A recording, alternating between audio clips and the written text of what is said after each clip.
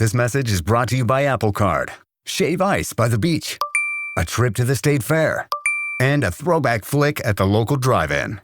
They're more than just items to check off the summer bucket list. They're also opportunities to earn 2% daily cash back when you use your Apple Card with Apple Pay. Apply for Apple Card now and use in minutes with Apple Pay. Subject to credit approval. Apple Card is issued by Goldman Sachs Bank USA, Salt Lake City branch. Terms and more at applecard.com. The new LinkedIn Hiring Pro can't undo your last hire. The human postponer. They were the master of one phrase. I'll circle back on that. But 3 months later, you are the one doing all their work and wondering how big that circle is. But LinkedIn Hiring Pro can take the hiring load off your plate by automating the hiring busy work from the initial job post to scheduling interviews. Hire right the first time with LinkedIn Hiring Pro. Post a free job today at linkedin.com/quality.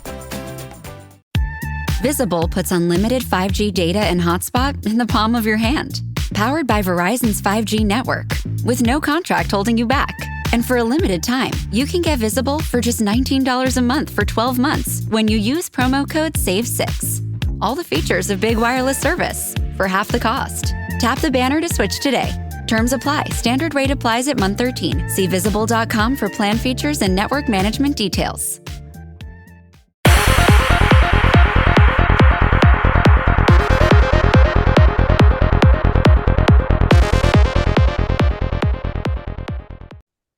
Good evening, good evening, good evening, and welcome to Bit of an Animal, the South African Rugby Union podcast here on the Global Gainlines podcast network. This week's panel, representing Springboks, Afrika du Sud, if you will, Christy. Hi. And from the small, quaint town in Aotearoa, and I hope I'm pronouncing this right, Glasgow, it's Ethan. Oh, yeehaw, guys. No, I'm just kidding. It's me. How's it going? Just a clarification, we were actually supposed to have a New Zealand correspondent on as well, who we reached out to on Instagram, but unfortunately, for family reasons, he had to bail last minute, which is completely understandable. I know he's watching this now, family first. And shout out to all the New Zealand supporters who got into the comments and liked and subscribed and watched the last episode. The last episode did 3,000 views, which is like the second highest views we've ever gotten, highest ever on the new YouTube channel, because we're segmenting all the YouTube channels. Even the Interpro show's got their own YouTube channel. Shout out to them as well, Kalon and those guys. So only second to, I think it was South Africa versus France last year when that game ended quite controversially. But without any further ado, we'll start with whatever we often do on this preview show. And Ethan, this is Ethan's second preview, so shout out to Ethan for joining us again. Vibes going into the second test between Springboks versus All Blacks. And shout out to all the All Blacks fans who I saw this week in Cape Town. And I'll see you all again on Saturday, including the ones I saw as we were descending Lion's Head on Monday morning. All those guys going up with their All Blacks regalia, and the one guy had like a kiwi in his bag or whatever. So yeah, they seem to be really enjoying Cape Town, including when we were on the summit. People weren't wearing New Zealand gear, but you could hear from the accent that they were here for the game. So vibes going into the first game. We'll start with Christy. We lost the first one. It was unfortunate, but two very good teams. These things are going to happen. I wasn't overly surprised that we had lost. You never want to lose, but knowing the opponent and the occasion and the tactics, how are you feeling going into the second test? I think it's taken a bit of a rethink. I do think that in the first test, Rennie and the coaching staff outthought Rassie and his coaching staff. So it was quite interesting to watch things implode in real time. And but yeah, I am feeling more confident about test number 2. It's nice to have the banker back in the side. I'm a huge Handrè Pollard fan, so always nice to have him back again. I am a bit disappointed that Marnie dropped out, but yeah, my vibes are feeling quietly confident for this week. Ethan, from your Scottish Aotearoa perspective, you think New Zealand, if I look at their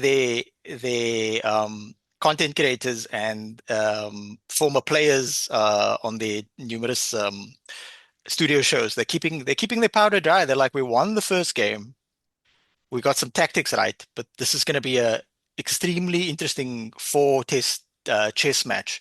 So I didn't see any New Zealand former player or sort of studio analysts say like, this is it. We're the best team in the world. We're gonna run them over now, four games to nothing. So do you concur with that sort of mindset of like, let's just actually win the series and then celebrate afterwards? Yeah, I think it's an interesting one because I thought for someone who's very briefly watched the game properly about 20 minutes ago because he found it on YouTube for free and full, um, I felt it wasn't really a good representation of South Africa, and I think that was kind of intentional. I feel like South Africa was quite withdrawn in that match. So I don't know whether Rassie was kind of holding back slightly just to see what New Zealand can do, and that New Zealand certainly showed what they can do. So I think with the momentum, New Zealand might edge this one, but I don't think they might be able to sustain it for three more or the next two matches afterwards. But I think New Zealand's done enough to be like, yeah, okay, we can work on what we've done slightly. But I think South Africa will adapt quite a lot to how they played. Yeah, because like I've said this often on this podcast and others, like rugby, like mixed martial arts, it's four-dimensional chess. You're like constantly having to make decisions. So if you come up against a formidable opponent, even in your home country, so you have home ground advantage with a partisan crowd, it doesn't mean to say that they'll definitely. And then going into the first test, there were some people telling me like, "Oh, New Zealand don't look that great. Like they didn't look great against the Stormers. They look good against the Sharks under 21 team under rainy conditions. They look sort of fits and starts against the Bulls." And I was like, "No, I think they're keeping the cards to their chest. I think they're literally using it as sort of test, just give everybody a game and then working on things in the background. So I didn't write New Zealand off, and then some people were telling me they were surprised that New Zealand had won. But like a coin toss type game, can we really be surprised if a formidable opponent pulls off shows us some tactics that we might not have seen before, especially and shout out to Squib Rugby who analyzed this very well. I noticed it in the game, but he sort of broke it down very well of how they sort of tried to isolate Grant Williams. And yes, Grant Williams isn't in this week's match 23, and that's not because he had a poor game, and he got isolated in the first test tactically, not because of failings of his ability, but because our overall tactics, and we didn't adapt quick enough to help him not get as exposed on the edge by edge forwards and stuff like that. So New Zealand played extremely intelligently. I watched the game obviously live. I watched it again this week to sort of like gain a bit more insight. And the more I watch the game, the more I appreciate how good the Springboks are, but also how good the New Zealand are, especially since they've got this new coaching staff. We'll look now at the match 23. So both teams, Christy, I'll bring it up on the screen. I'd like to have your thoughts on South Africa, but New Zealand as well. Yeah. While you're getting that up, I think the thing that surprised me the most was not South Africa losing, but by the score line in the end. I mean, 5 tries to 1 is quite something. So I think, like you say, New Zealand have an ability to adapt in a way that's so much different to the Springboks. And in that sense, we just didn't adapt fast enough. Yeah. So yeah, It's like you go into a game with a game plan, but you have to be able to adjust your game plan on the fly. exactly. Like the best Exactly. teams do it. Like in football, people say like in soccer, some people might call it in North America. People often say, "Oh, the if you're making changes at halftime, it's too late. Yeah. You got to make changes mid game if you see the opponent sort of exploit you," which obviously factors into the fact that on Saturday was a really like dark day for me because I also like Kalon have the misfortune of supporting False Hope FC, Manchester United. So they lost earlier in the day, and then the Springboks lost. There was a bit of a rough weekend for me, Christy. But on the upside, Damien Willems is at fullback. Curtly Arnott is back. His HIA issue wasn't as serious as we expected. Jesse Kriel and Damien Del Andy resumed their partnership. As we predicted in the review show, Ethan Hooker runs out on the wing. Handrè Pollard pulled into start. I thought he would start on the bench, like our colleagues said on the WhatsApp group. I really thought Handrè would jump on the bench, but he moves right into the match 23, partnered with Kobus Reinach. Jasper Visser, Pieter Steftotoy continue to start. Return of Captain Fantastic Siya Kolisi, Ronoke and Eben Etzebeth in the a lock combo. Wilco Low starts again alongside Malcolm Marks and Oxen Che. And on the bench, evergreen Dion Fourie, Gerard Steenkamp, Thomas Tutoy takes the place of Zach Porthen. It's a lot more experience coming on, like Lotte Yaka replaces Kobus Visser, Jasper's younger brother. Andre Esterhuizen got number 20 on his back, can play inside center, and he also went off with a bit of a knock, so he was thankfully able to play. I'm glad to see Cameron Hanekom there. I think he can make a difference. Morne van der Berg starts, and then Sacha van Ngobe Zulu retains a place within the match 23, drops out of the starting 15, but I think he can still make an impact off the pitch. Yeah, so I'm actually surprised to see Curtly Arendse past his HIA.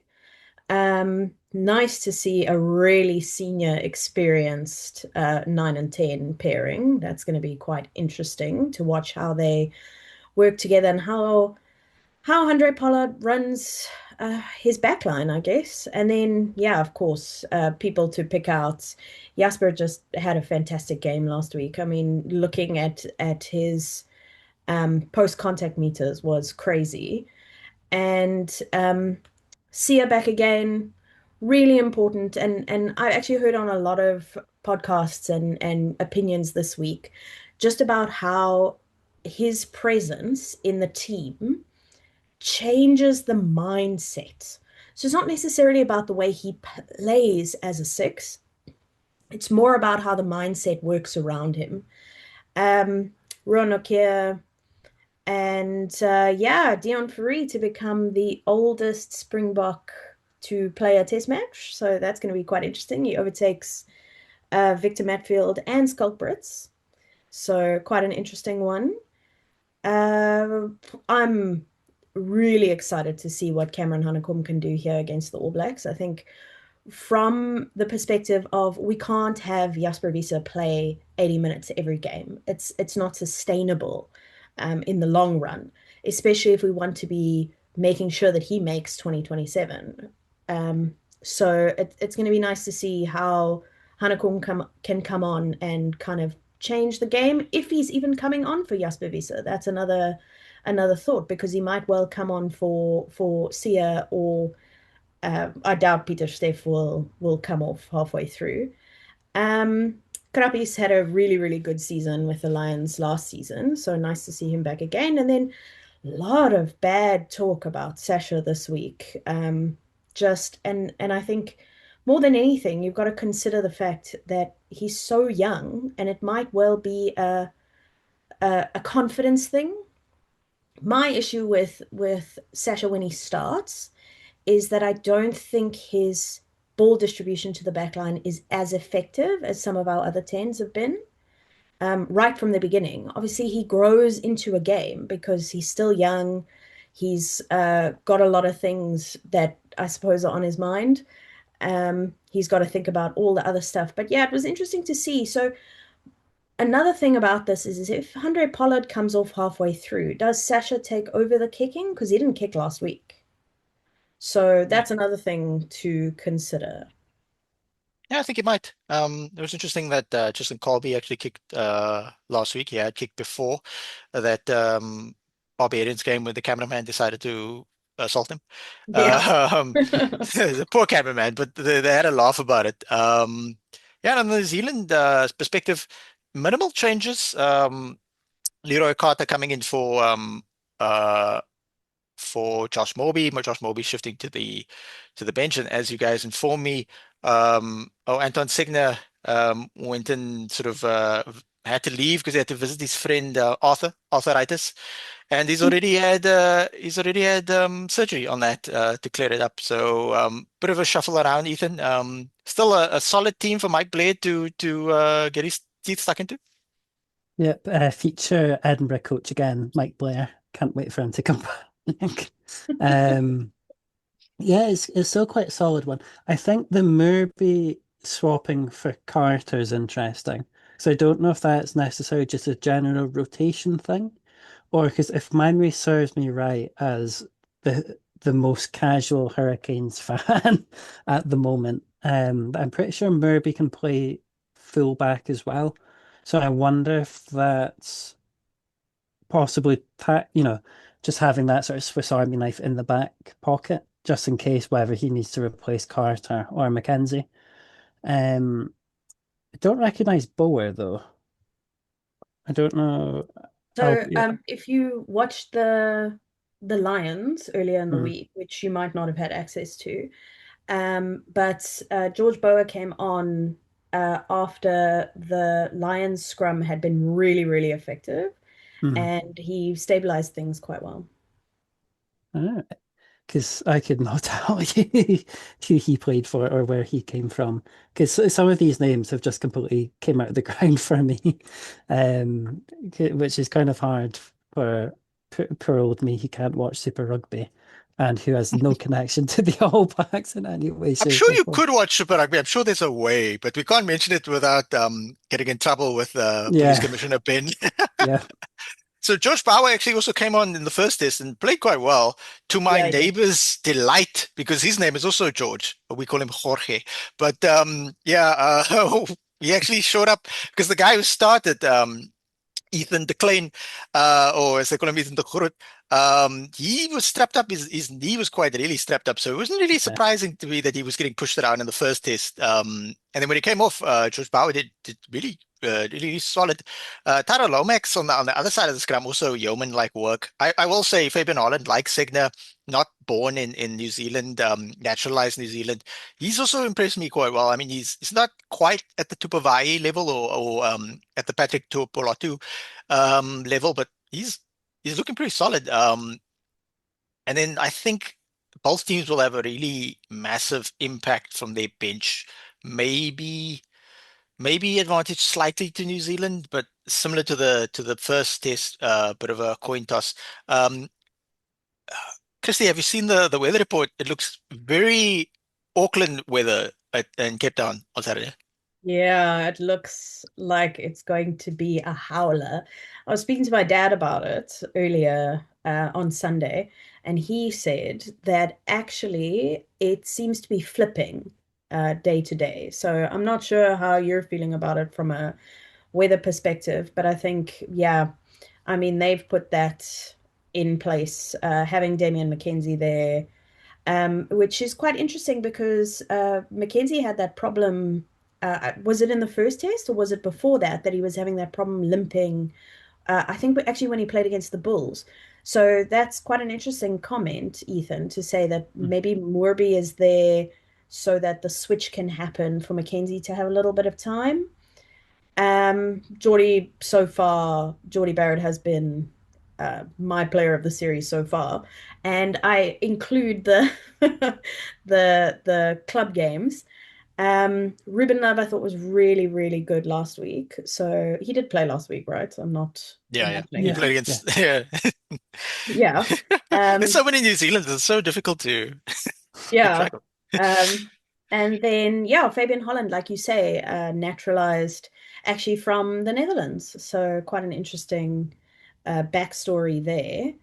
Um, Kyle Preston, I thought was really impressive, and I think that was against the Lions.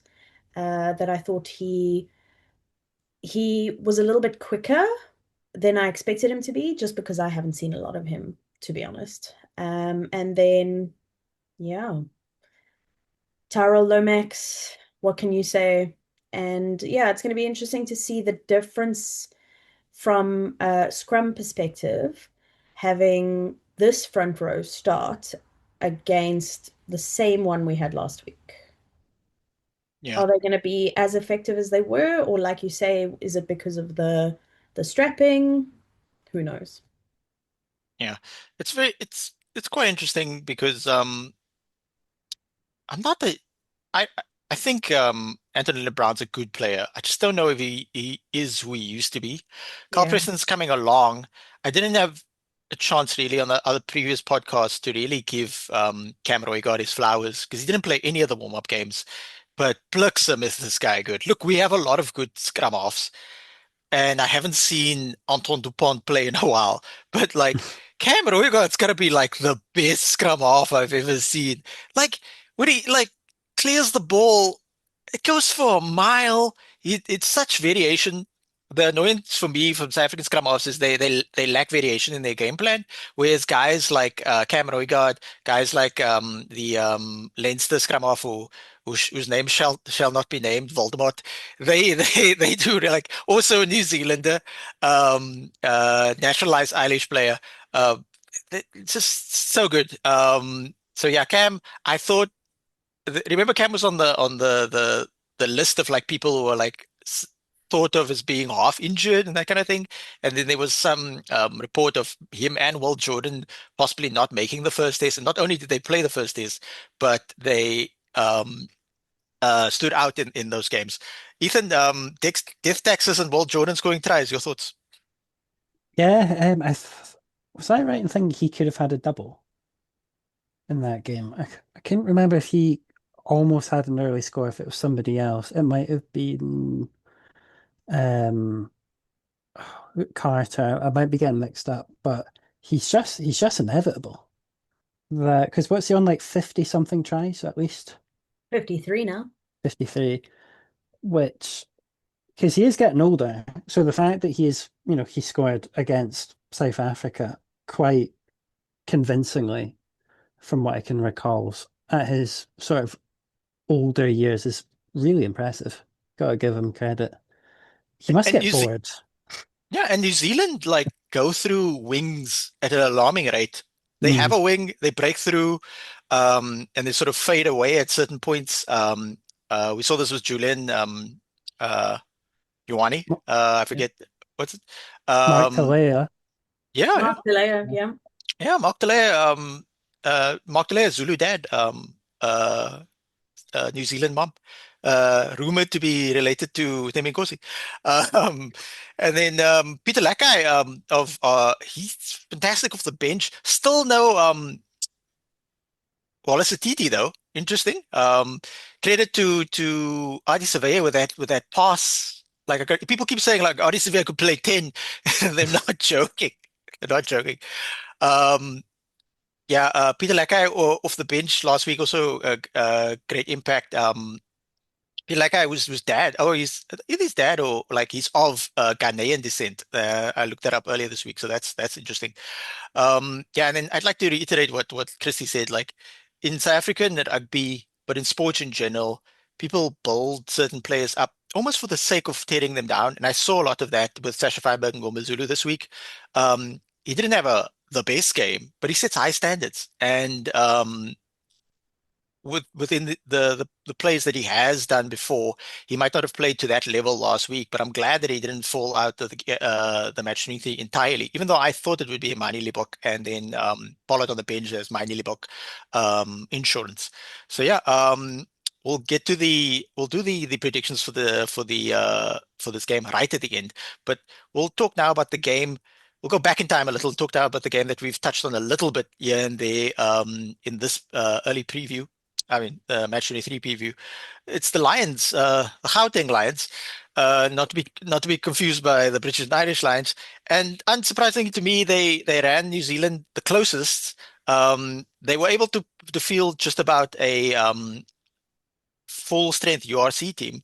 The Lions having actually made the URC playoffs last season, and a lot of the players that people brushed off had fantastic games. Nico Steyn had a good game. Chris Smith had a good game. Bato Kakani had a good game. Sipa Maashe had an incredibly good game, continuing his form from the URC. Often players will have a good URC and then they'll sort of fall off a little maybe the beginning of the next season. Not the case with Sipa Maashe. Um, JC Pretorius on the bench, Hashim Peed. The amount of former Sharks players in this team is significant. Etienne Oosthuizen, although to be fair, we got him from the Lions in the first place. Hayden Andrews, Buta Chamberlain, Sikambuza Noche, one of my all-time favorite players. Bourne Venter makes his debut for the Lions in a competitive game. Ethan is very well versed with Bourne Venter because he nearly got him to play for Scotland. Yeah. So close, yet so far. Lions only lost by 6 points and had a really good first half. Christy, I'm impressed by our Gauteng neighbors. Yeah, huge shout out to Kewan Horn particularly. I thought Chris Smith played brilliantly, but he does have a really fantastic kicking coach. So someone that I think was very underrated during his career. So Mornay Steyn is truly something else. I think he's done wonders there with Chris. Not that Chris wasn't good already. Like you say, Mahashe was excellent. I thought Hashim P didn't have as good a game as I expected when he came on. Again, very much like a Sasha Feinberg and Ngomazulu, like he sets such high standards that when he doesn't have a great game, people get stressed about it. And it's just about, these guys are so young and they're just, coming into the, their own style of play. Bato Aklani also played well. And then you heard the Franco Horn. I don't know if you heard the Franco Horn story, but his father actually played against New Zealand when they toured in 1996, and when he played for Boland. His dad's name was Francois, if I remember correctly. So that was quite an interesting little piece of trivia that I learned this week. And then, yeah, classic Buta Chamberlain. Nice to see him. He was only on for, 12 minutes or something. And then I thought Cronea actually also had a pretty good game. Lots of, quite a few line breaks, and he was really physical. So he did quite well, handled Rico Awane quite well, which is not always that easy. I think earlier I said Julian Ioane, but I meant to say Julian Xavier. The New Zealand rugby supporters from the previous podcast are going to jump into the comments before they get to this part of the thing. Oh, it's all engagement. Okay, so for the New Zealand team, Barrett, solid game at fullback. Rico Ioane of Leinster fame, Tawa at inside centre, interestingly enough. I was stoked to see JC Moanga make it to South Africa. Only had to play one NPC game. Noah Hotham played pretty solid for somebody who had to join the squad quite late. Christie's friend, Ethan Blackadder, at 7. Wallace Atiti at 6. I hardly ever see that. Wallace Atiti had a really good game at against the Sharks. And then a very senior sort of lock pairing there with Patrick with younger Derry. Some of these guys are playing off the bench in both games, like Carl Preston and Anton Leonard Brown played off the bench on Tuesday now, and Peter Lakai. So that's interesting, sort of like preparing them for the game to come. Tusi is a good player, but I'm not overly impressed by his scrummaging at times, maybe somewhat inconsistent. And then, yeah, Ethan, I know you wouldn't maybe able to catch this game live, but thoughts on the fact that the Lions, but yeah, you're very well versed with the Lions, considering how they actually sort of like somehow in Joburg put lots of points on Glasgow. Yep. That's the thing. I said it in a pre-pod that the Lions, I'm not surprised by this scoreline because the Lions can in theory do this to anybody in Johannesburg. It's just they can't do it away from Ellis Park, which is a shame because they're so fun to watch. Like I remember when Edinburgh and Glasgow were getting pumped earlier in the year by the Lions, that you saw them like diving through the air, scooping the ball as they were flying, like scooping the ball like that to keep it in and stuff. It was just insane. You couldn't be mad that we lost. Um, I think it does quite well for the Lions in that they put up a really good showing. Like they basically the URC side. Probably they're almost as close to a first choice side from an outsider's perspective, putting over what 30 points on New Zealand. Not the best New Zealand side, but you've got Richie Mo'unga, Sititi Blackadder, um, Peter Lakai. It's quite some quite big names in there. Lancer legend, of course, Rico Ioane. So I think the Lions, they seem like they've done the best showing of the URC side so far. Yeah, this was their fourth game for New Zealand against the URC sides, and the Lions did the best. It could be numerous factors. They were able to field a more senior team instead of like the mixed team of the Stormers, Sharks, and Bulls. But also to the Lions' credit, they're in the midst of preseason as well. This All Black team has been training with the other All Blacks. They've been actually playing games and stuff, so they're likely slightly sharper. Yeah, but like great sort of okay, the stadium wasn't necessarily well attended for this one, but sort of a great opportunity for players when New Zealand tour to like get this experience. Very much like I would only think like players who missed out was like as Christy rightly pointed out in the pre-pod discussion, Renzo du Plessis might feel aggrieved of not having gotten an opportunity here. One or two other players, but the reality is that it is quite nice to see the Lions have a degree of depth because they're going to need that for URC, and they're in the Champions Cup this season. So yeah, New Zealand.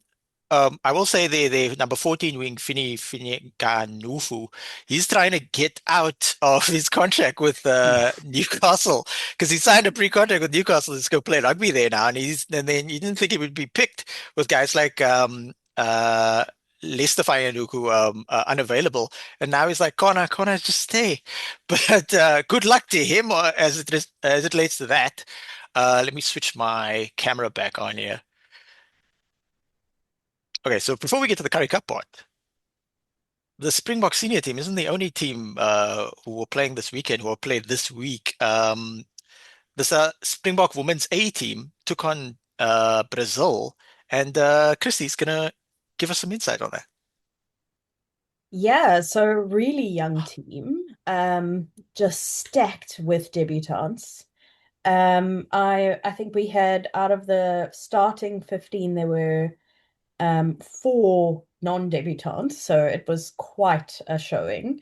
Mary Zulu was the captain, also interestingly, the oldest player in the team at 23. So it was quite something, very young team. 8 players under 20, 4 players 19 years old. So it was really fascinating to watch them. There are a couple of players that stood out for me. Up at the front, we had Luchelle Hanekom, who played hooker, did really well. Really nice line-out work, which has not always been a strength for the Springbok women. So nice to see someone coming through who can really do that job well.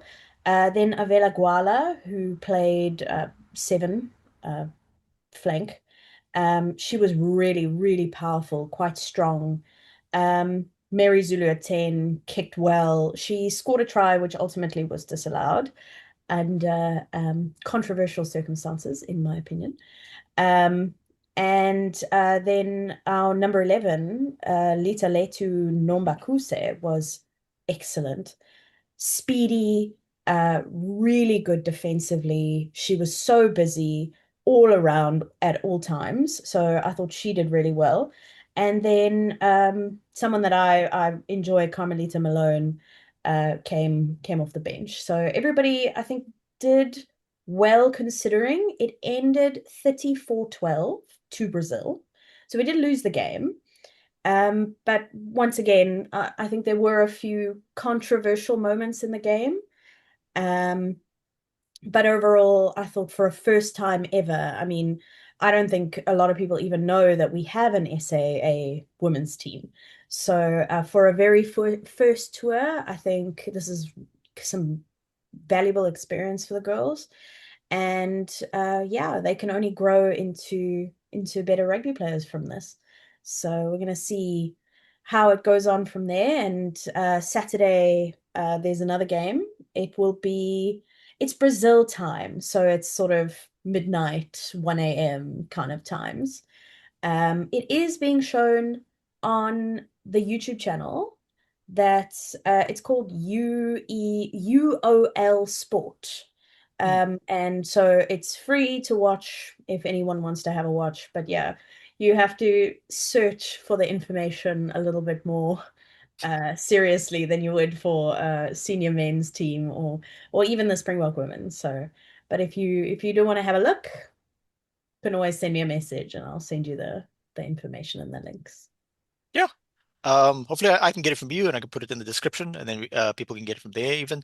I would like to ask, like, we're relatively familiar with the senior women's Springboks coaching staff. How does the South African A women's team coaching staff consist of?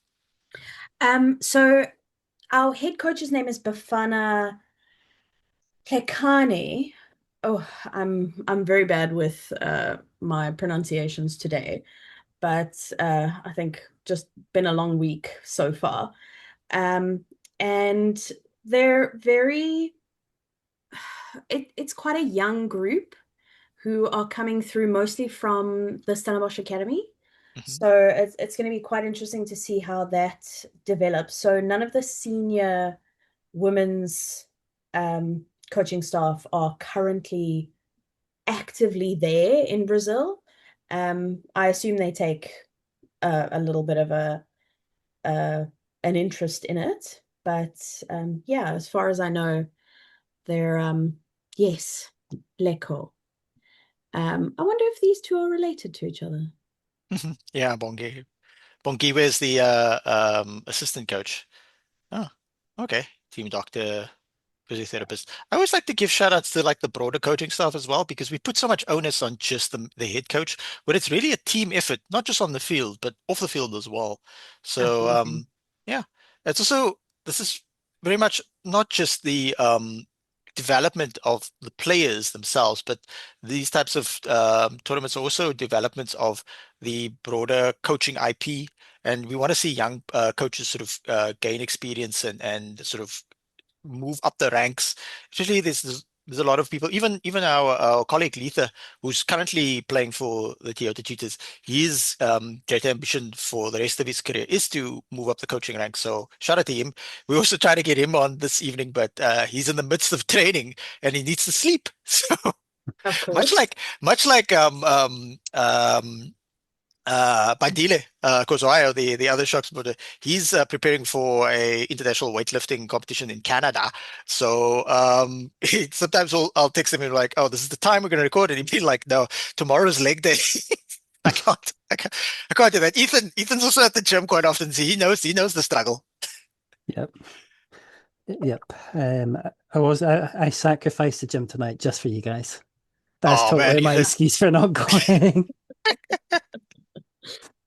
I don't know about you, Ethan, but I use exercise, lifting weights, and cardio as sort of a means of like clearing my head. Yeah. So I tend not to. I sort of work the podcast around that. I did a run earlier today, just an easy 5K. Shout out to my friend OG for joining us on that run. Um, but these games are not the only games taking place. There are still four Currie Cup games this weekend. They revolve around the Springbok game, so they're not on the same day as the Springbok or Women's Springbok game. Um, Christie, the Lions have named their team relatively consistent now that we're getting into the latter part of the Currie Cup with these teams, not just the other four franchise unions in terms of like Boland, Pumas, Griquas, and Cheetahs, but the URC teams who have really sort of galvanized like these are the Currie Cup players, and they will then earn their right into the URC team. They'll probably be on the fringes, or some of them might actually play quite a bit of URC depending on opportunities, and then that's how you sort of work your way up the system. Um, very similar team to last week from the Lions, so we don't have a lot of time, so I'll just brush over it. Johan Skuman, I always give him a shout out because I met him once at the Sharks Supporters Club when he played for the Sharks, and he was incredibly very polite and very welcoming to all of us. Sibu Nkosi, not so much that day, but he was upset that he probably in hindsight in the moment actually I realized, oh, he's probably upset because he just came back from injury and then he had to go off for a knee injury, so he was probably just grumpy as it relates to that. Um, and then the Stormers team, also relatively consistent. Nice to see former Marty's University of Stellenbosch captain actually captaining the Stormers 23 in the Currie Cup, Ezekiel Ngobeni, a player we recently recruited. A player from the Stormers. I always wanted us to get Ezekiel Ngobeni as well because he can play really well at scrum half and wing. So this time yet, Marcus Miller starts again at outside center. Mm, Vernon Paulo's played relatively well since he signed for the Stormers from the Cheetahs, and Altus Rabe, baby Bok Altus Rabe might not have gone to the World Cup, but played in the South African series against Chile, Fiji, and Georgia. He's on the bench. Shout out to his dad. We spoke to his dad as well at live at the game. Gert Kemp as well, another baby Bok. Um, Thoughts on the Lions versus Stormers at Friday at 5 past 5, Christy?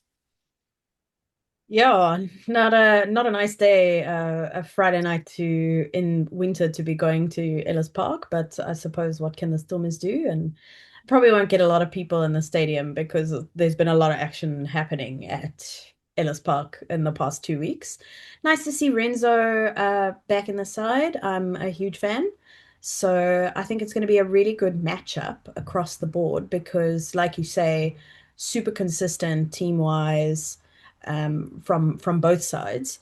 And yeah, I think the guys are warm. And now that it's getting into the serious part, um, as far as I remember, the Lions still have an outside chance of qualifying again. But maybe they don't want to go down to the Griquas in the final again. So we'll see. Yeah, a lot of good players in both teams. It's Mm. a really mix of youth and experience, but I'd watch out for both these team sheets. Some of these guys are gonna, especially the not just the guys who won the World Cup with the Junior Springboks, but just some of the guys in sort of the periphery of the team. Assad Morse was a Junior Springbok not too long ago, and he left the Stormers. This will be his first game against his old team, so he's got a point to prove as starting against them. Luke Conan, very interestingly bracketed as 23 when he plays loose forward for the Baby Box, having won the Junior World Cup. So interesting sort of selections there. There's a lot of Baby Box against Baby Box violence in this Yes. Currie Cup. Seriously, it was like the best of friends, and now I'm gonna kill you. Speaking of gonna kill you, my Sharks versus Jean's very good Bulls 23 in the Currie Cup. A lot of good players. They might not be players that are the forefront of everybody's mind, but the Bulls and the Sharks tend to recruit blue chip like just there's there's 220 match 23, so that means there's 43 names in front of us now. I'm willing to guess 60% of these guys were the head boys at their private school, the Afrikaans rugby private school, that is. But yeah, very consistent Sharks team. Loan Gillemeier playing against the team is about to sign for at the Bulls. Chrissy Grobler has been quite good. Lyle Matthews has been a revelation. Sivanga, I can't pronounce everybody's name exactly right. This is very similar to in the pre-pod discussions. It's like you learn to pronounce Atanati Klabakan's name properly, and now it just rolls off the tongue. But now he's not in rugby, unfortunately, in very disturbing circumstances. Unfortunately, N- not his fault, in my opinion, to be honest. And then the very young front rows again, Ngobese, Liam van Wyk, and Rambo Kubeka. Yes, Rambo is his actual first name. You can look it up. Albie Bester and Siamasuku on the bench, almost identical team to last week. As it relates to the Bulls, Keegan Johannes at 9, interesting, shifting to 9 from 10. Ivan van der Merwe, I'm not that familiar with. I think he was also a Baby Buck 2 seasons ago. Marke is a Baby Buck superstar alongside his Baby Buck compatriots, the Ron. Um, Ndebele headed to starting at hooker, headed to the Sharks. Very excited to have him in Durban. But yeah, there was a wing that played quite well against the All Blacks for the Bulls that I didn't see him in the thing. So he's pretty much back. If you look at all these teams' social medias, they're very much back. The players who played against the All Blacks are very much back in URC preseason. So we look forward to seeing them. Maybe the last game of the Currie Cup. You never know. Okay, so those games are on Friday. The Saturday game, Pumas versus Cheetahs, the cat fight. Saturday at 2 p.m. Interesting on a Saturday game, considering there is a Springbok game. N Team's not announced yet. Ethan, you'd be interested to see the Pumas team announced later because their loose forward is headed to Glasgow not too long from now. And then Boland versus Griquas in Wellington. Yes, Griquas are by far and away the best team in the Currie Cup right now. Followed closely by the Cheetahs on the back of Faf de Klerk being like a god at Currie Cup level. Um, uh, but I think Boland will give them a bit of a run for their money. We now shift to the last part of the episode where we do predictions. And we have match 23s now. Earlier this week, on Sunday night, we did early predictions on vibes alone, no match 23s. So we'll go with Christy first. Oi. Yeah, I was way off last week. Luckily, I wasn't on the pod to make my prediction. So I am going to say Springboks by 3 because I think New Zealand have put up an incredibly strong team, but I think that the Springboks feeling in the camp is we cannot afford to lose another game. And as we know from our great documentaries, Chasing the Sun and Chasing the Sun 2, love to be an underdog. So I think backing the Springboks this week. Ethan, there's like legitimate rumors, not just like shithousery, that when Tony Brown goes to New Zealand, we might get Mike Blair. Thoughts? I mean, like I don't think he'll be getting into the Scotland SAP anytime soon at the moment, which is it's good for Mike Blair. He seemed like a really nice guy, and I do wish him the best. It's like him and Bone Venter, that Bone, it's okay. We want what's best for you. That we love you, Bone. We're glad you got to play for South Africa. That's the main thing. It makes you happy. That's all that matters. For Mike Blair, I think I could see it. It's kind of it's a bit weird that it's kind of like, oh yeah, Mike Blair got a job, and then like 2 weeks later, it's like, yeah, Tony Brown will be back, in like 2 years' time, and Mike's thinking, what? What's happened I to will, my I job? will, yeah, exactly. I will also say the New Zealand supporters from South Africa, when I went to the New Zealand welcome event at Cape Town Stadium, they're very well versed. They're very articulate about rugby, and they know their rugby so well. Then one of them tapped me on the shoulder and was like, "Why don't I see Mike play?" And I didn't even think of that. I was like, "Why is Mike playing out there?" Why? That kind of thing. So your prediction, Ethan? I think I agree with you, Chris. I think it will be about a 3 point margin, but I think it might swing to New Zealand's favour in that I can see South Africa being a lot better, especially I think it helps having Pollard and oh gosh, the name literally just jumped at my head at the last second. Begins with a H, doesn't it? The scum half. Oh, Reiner. Mhm. Reinach, there we go. Having that sort of like Bulls contingent, that I think having that Bulls access at 9 and 10 will help just for that coherency. Then I think because it was weird that South Africa, their scrum and their line out and all the set piece and stuff were solid. I think it's just them being able to build off of it to was where they kind of struggled against New Zealand. But I think with the number of penalties they won from scrums and stuff, having Pollard there might change the tactics. That they might go, they might opt to kick for the corner more, which is what I felt they should have done more rather than go for the post. I get kicking once or twice for posts, But I think they really should have went, especially when they had the momentum to try and go for the jugular. But I think New Zealand still has the energy and just enough in the tank to scrape a win this game. But I think we'll see South Africa probably pull ahead in the third and fourth tests. Yeah, it's an interesting tactic because the New Zealand commentators and media personalities and just New Zealand fans were actually correct in stating that like um, you can't just win everything with the scrums. You need to like have a holistic approach, especially when you come up against another top three team. And it was weird because New Zealand in the first test, New Zealand's line out defense was relatively solid, and they sort of grew into the game late. And like I said in the immediate reaction, the review pod, it was disappointing for me that the loss of cohesion and trying to sort of play out of a such almost jouet as you would say. When we were 10 points down, it was like 22 minutes left. When instead we should have maybe rumbled up and become a bit more conservative, kick for the line out. I know New Zealand could have poached the line out, so the lines aren't completely clear. But yeah, I earlier this week I said 4 points, and looking at the match 23s, I think it's relatively still at that stage of South Africa by 4 points. It's going to be, we'll see. Like Chris is correct in saying that the weather report seems to be shifting throughout the week, so that's another factor. I will be there in a sort of rain jacket. I'll still be wearing flip-flops and cargo shorts because I'm South African. But we'll see how we sort of adapt to the environment.